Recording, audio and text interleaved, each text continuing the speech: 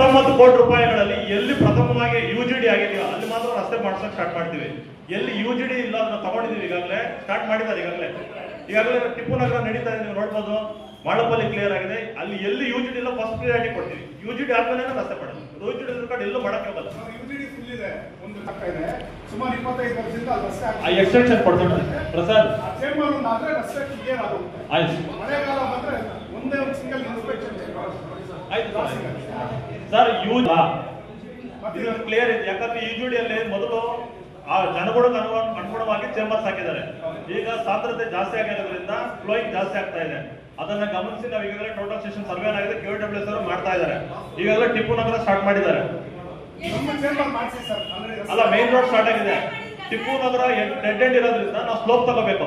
ಹಾಗಾಗಿ ಅಲ್ಲಿಂದ ಸ್ಲೋಪ್ ತಗೊಂಡ್ ಮಾಡ್ತಾ ಇದ್ದಾರೆ. ಲಾಸ್ಟ್ ಇಂದ ಅಲ್ಲಿಂದ ಕ್ಲಿಯರ್ ಆದ ತಕ್ಷಣ ಇಮಿಡಿಯೇಟ್ ಸಿಟಿ ಒಳಗಡೆ ಬರ್ತಾರೆ. ನಮ್ಮ ಲ್ಯಾಂಡ್ ಆ ಕಡೆ ಇರೋದ್ರಿಂದ STP ಇರೋದ್ರಿಂದ ನಾವು ಟಿಪ್ಪು ನಗರ ಕಡೆಯಿಂದ ಸ್ಲೋಪ್ ತಗೊಂಡ್ಬರ್ಬೇಕು. ತಗೊಂಡ್ಬರ್ತಾರೆ. ಇದು ಪಕ್ಕ 100% ಇದಂತ ಆಗುತ್ತೆ. ನಾಮಿನಿ ಸದಸ್ಯರು ಏನೋ ಸಲಹೆ ಕೊಡ್ತಾ ಇದ್ದಾರೆ ಸಭೆ. 1 ವಾರ ಅಥವಾ 2 ವಾರ ಅಥವಾ 3 ವಾರದಿಂದ ಸ್ಟಾರ್ಟ್ ಮಾಡಿ ಎಲ್ಲಾ ವಾರ್ಡನ್ನು ಟಚ್ ಮಾಡ್ತಾರೆ, ಮತ್ತೆ ಅಲ್ಲಿ ನಿಲ್ಲಿಸ್ಬಿಡ್ತಾರೆ. ಸರ್ ಇದು ಮಾಡ್ತಾರ ಸರ್? ಇದು ಉದ್ದೇಶ ಎಷ್ಟೇ ಸರ್?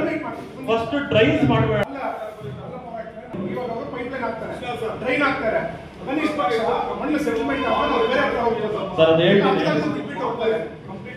ಇವಾಗ ವಿನೋಬಾ ಕಾಲೋನಿಯಿಂದ ಎಕ್ಸಿಟ್ ಆಗ್ತಾರೆ ಅಥವಾ KMD ಚೌಲ್ಟ್ರಿ ಅಂತ ಅಲ್ಲಿ ಡ್ರೈನ್ ವಾಟರ್ ಹೋಗ್ತಾರೆ.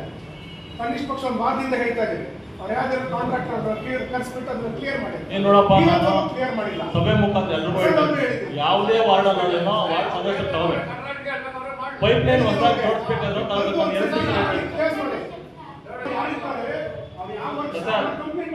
ಸಿಂಕ್ ಆಗುತ್ತೆ. ನೀವು ಇಮಿಡಿಯೇಟ್ ಹಾಕೋದ್ರೆ ಸಿಂಕ್ ಆಗೋದು ಹಾಕಬೇಕು. ಪೈಪ್ ಲೈನ್ ಹಾಕ್ಬೇಕು, ಡ್ರೈನ್ ಹಾಕ್ಬೇಕು, ನಾಲ್ಕು ಹಾಕ್ಬೇಕು. ರೋಡ್ ಮಾಡಿದ್ರೆ ಸಿಂಕ್ ಆಗುತ್ತೆ. ಇಲ್ಲಾಗಿದೆಯಲ್ಲ ಮಾತೃ ಸ್ಟುಡಿಯೋ ಆ